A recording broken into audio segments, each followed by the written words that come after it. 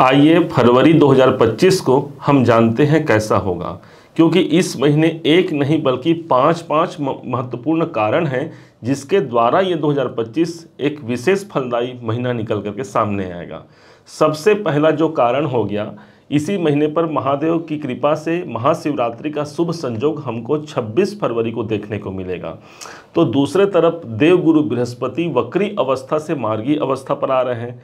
तीसरा महत्वपूर्ण कारण होगा, मंगल भी अभी वक्री चल रहे हैं जो इसी महीने पर मार्गी भी हो जाएंगे। चौथा कारण होगा, त्रिग्रह योग बनेगा सूर्य बुध और साथ में शनि देव का।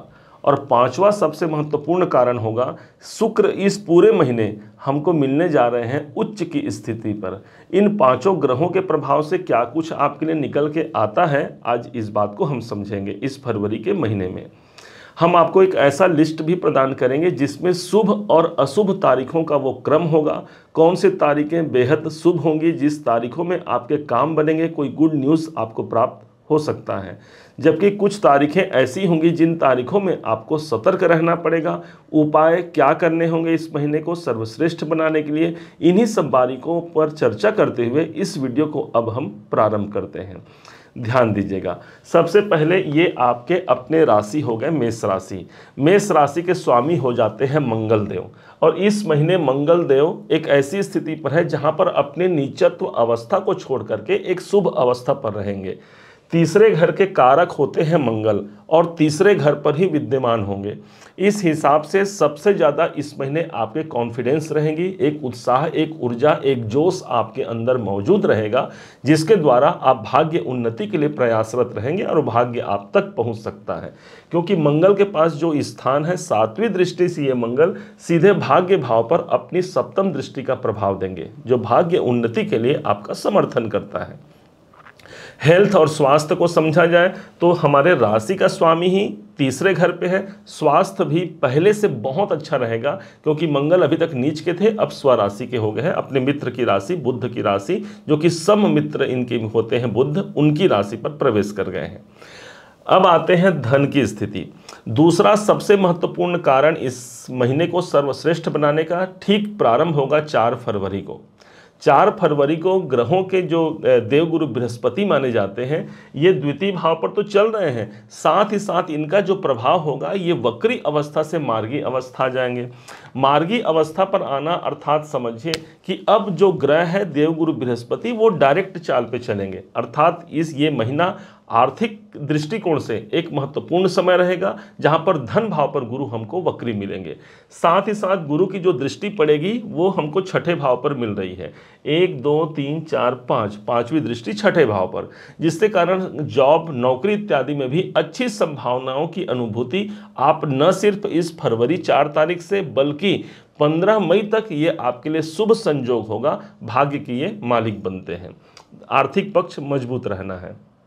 पराक्रम भाव पर मंगल है, एक प्रभावी क्षेत्र रहेगा। जो विद्यार्थी हैं शिक्षा के क्षेत्र में हैं, शिक्षा में क्या स्थिति रहेगी, ध्यान रखिएगा। पंचम भाव हमारे एजुकेशन का होता है। पंचम भाव के स्वामी सूर्य गए हैं दसम भाव पर। अब यहाँ पर आपको मेहनत करने की आवश्यकता रहेगी, और यहाँ पर आप जो मेहनत कर पाते हैं उसके माध्यम से आप अपना कर्म, अपना कैरियर भी निर्धारण कर पाते हैं। शिक्षा उत्तम रहेगी। ज़्यादा अच्छा शिक्षा में लाभ के लिए जब 12 तारीख को सूर्य एकादश भाव पर प्रवेश कर जाएंगे तो इनकी 7वीं दृष्टि अपने स्वयं के घर पर पड़ेगी। ये एक महत्वपूर्ण समय होगा। कोई एग्जाम दिलाना है, रिजल्ट आपके पक्ष में आ सकता है। अब आते हैं छठे भाव पर, जो आपके नौकरी का घर है। ऑलरेडी केतु बैठे हुए हैं। हाँ, केतु का छठे भाव पर बैठना कई प्रकार से परेशानियों को देता है, परंतु ध्यान रखेंगे इसी महीने गुरु की 5वीं मार्गी दृष्टि पड़ रही है, जिसके कारण से पूर्व के समय पर कोई नौकरी से जुड़ी हुई परेशानियां हमने सहा है, तो ये गुरु के प्रभाव से गंगा जल के समान पवित्रता रखती है इनकी दृष्टि, जो नौकरी इत्यादि के लिए काफ़ी महत्वपूर्ण होगा ये महीना आपके लिए। कोई नया ज्ञान मिल सकता है, किसी के द्वारा नया आपको ऑफर आ सकता है इस महीने। आते हैं बिजनेस की ओर। बिजनेस भाव के स्वामी शुक्र हैं और हमने कहा था शुरू में ही ध्यान होगा आपको कि शुक्र इस महीने उच्च के रहेंगे, सप्तमेश उच्च के हैं, अच्छी स्थिति है। कोई विदेशों से जुड़ा काम इस समय पर हो सकता है, कोई आयात निर्यात से जुड़ा काम हो सकता है। ये समय ऐसा होगा जहां पर बिजनेस व्यापार में आप कहीं बाहर शिफ्ट करना चाहते हैं, उसके लिए अच्छा समय रहेगा ये महीना। सप्तम आपके दाम्पत्य जीवन का होता है। इस समय पर बस इतना ध्यान रखना है, जीवन साथी या जीवन संगिनी के स्वास्थ्य को लेकर के थोड़ा सतर्क रहने की आवश्यकता रहेगी। खराब तो नहीं कहेंगे, फिर भी कुछ सतर्कता रखनी होगी। आपसी तालमेल में भी हमको ध्यान रखने की आवश्यकता है। शुक्र उच्च के तो हैं लेकिन 12वें घर पर हैं। यहाँ पर आप दोनों के मध्य प्रेम होता है, आप दोनों एक संग समय व्यतीत करते हैं, परंतु हाँ शुक्र और राहु का कॉम्बिनेशन है, इसलिए आपस में खटास की स्थिति बन सकती है। भाग्य भाव पर आते हैं जो कि सबसे महत्वपूर्ण स्थान होता है। यदि भाग्य हमारा सपोर्ट कर जाए तो हम बहुत से कुछ चीज़ों को हम प्राप्त कर सकते हैं अपने जीवन के।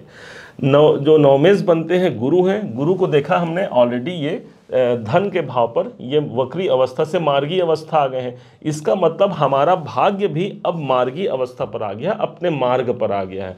ये महीना काफ़ी महत्वपूर्ण होगा और यही नहीं, मई तक का समय भाग्य उन्नति अच्छे रहेंगे। आपके सीनियर से आपको सपोर्ट भी इस समय पर मिल पाता है। दसम भाव पर इस महीने के शुरुआत में ही सूर्य बुध का बुधादित्य राजयोग हमको देखने को मिलेगा। एक तरफ सूर्य बैठा है, साथ में बुध बैठा है। ये राजयोग के प्रभाव से काम धाम हमारे अच्छे चलने हैं, कुछ नए ऑफर हमको प्राप्त हो सकते हैं, बिजनेस में कोई उन्नति का सोर्स बनेगा। सूर्य कोई गवर्नमेंट से रुका हुआ कोई काम है वो इस महीने बन सकता है, विशेष तौर पर 11 तारीख का समय। जैसे ही 12 तारीख का दिन आता है, यही सूर्य अपने दसम भाव को छोड़ करके अपने पुत्र के पास चले जाएंगे, जहां पर ऑलरेडी पहले से शनिदेव विद्यमान है। और ठीक 12 तारीख को ही एक सबसे महत्वपूर्ण घटना घटित होती है, जहां पर सूर्य बुध और शनि तीनों ग्रह एकादश भाव पर रहेंगे। इसे ही कहेंगे हम त्रिग्रह योग। इस योग के प्रभाव से कोई अच्छे लाभ के अवसर निकलेंगे। कहीं आपने कोई काम किया है, उसका पेंडिंग अमाउंट आपको आना है, इस समय पर आपको रिकवरी का समय रहेगा। कोई तीर्थ यात्रा का योग बन सकता है, हो सकता है अपने फैमिली, अपने कुटुंब, अपने परिवार के साथ आप किसी तीर्थ यात्रा में जा सकते हैं, क्योंकि एकादश भाव कुंभ राशि में शनि सूर्य बुध रहेंगे। कुंभ स्नान करने के लिए भी ये समय काफ़ी महत्वपूर्ण रहेगा, यह फरवरी का महीना। अब आते हैं 12वें घर पर, राहु जैसा ग्रह बैठा है और शुक्र बैठे हैं। ध्यान दीजिएगा, शुक्र हमारे धन भाव के स्वामी हैं, जो 12वें खर्चे के भाव पर है। इस महीने खर्चे होंगे, परंतु चूंकि धन भाव पर गुरु की स्थिति अच्छी हो गई है, तो हाँ हमारे खर्चे होंगे, लेकिन अच्छा खासा हम इनकम भी, आमदनी भी इस महीने हम प्राप्त कर पाते हैं। अब आते हैं उन तारीखों को समझने के लिए जिन तारीखों के माध्यम से हमारे शुभ अशुभ परिणाम को हम जान सकते हैं। शुभ तारीखें आपके लिए होंगी, आप इसे नोट कर सकते हैं। 1 फरवरी, 4, 5, 8, 9, 27 और 28 आपके लिए अनुकूल होगा। इन तारीखों में कोई नया काम किया जा सकता है, कोई अच्छा आपको न्यूज़ मिल सकता है इन तारीखों में। जबकि कुछ तारीखें ऐसी हैं जिन तारीखों में हमको सतर्क रहना है। वो तारीखें हैं 2 फरवरी, 3, 11, 12, 20, 21 और 22 तारीख। इन तारीखों को हमको थोड़ा सतर्क रहने की आवश्यकता रहेगी। यदि इन तारीखों में कोई आवश्यक कार्य करना पड़ जाए तो अपने गुरुवर का आशीर्वाद लीजिएगा, अपने इष्ट देव को सुमिरन करके आप उस काम को पूरा कर सकते हैं। अब आते हैं उपाय, क्या करने होंगे इस महीने के उपाय को। ध्यान दीजिएगा, इस महीने पूरे महीने शुक्र की स्थिति ऐसे जगह पर है जो 12वें घर पर है, खर्चे के भाव पर है। अब हमेशा हमको शुक्र को मेंटेन रखने के लिए इस महीने खासकर जो शुक्रवार का दिन पड़ता है, एक छोटी सी इत्र की शीशी ले लीजिए, है ना, परफ्यूम ले लीजिए और इसे किसी देवी के मंदिर में या फिर किसी स्त्री को आप गिफ्ट कर सकते हैं या दान दे सकते हैं। इससे क्या है, शुक्र जो 12वें घर का प्रभाव है, दुष्प्रभाव है, वो हमको नहीं मिलेगा और बल्कि दाम्पत्य जीवन और शुक्र ऐश्वर्य वैभव का प्रतीक है, वो सब हम अपने जीवन में प्राप्त कर पाते हैं। उम्मीद है आप सबने इसे समझा, आप सबने इसे जाना है।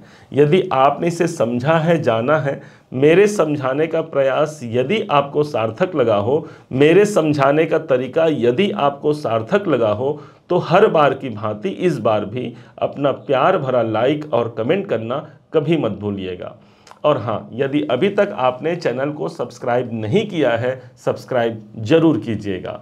पुनः एक बार फिर आप सभी का दिवस बहुत मंगलमय हो, इन्हीं शुभकामनाओं के साथ जय श्री राम।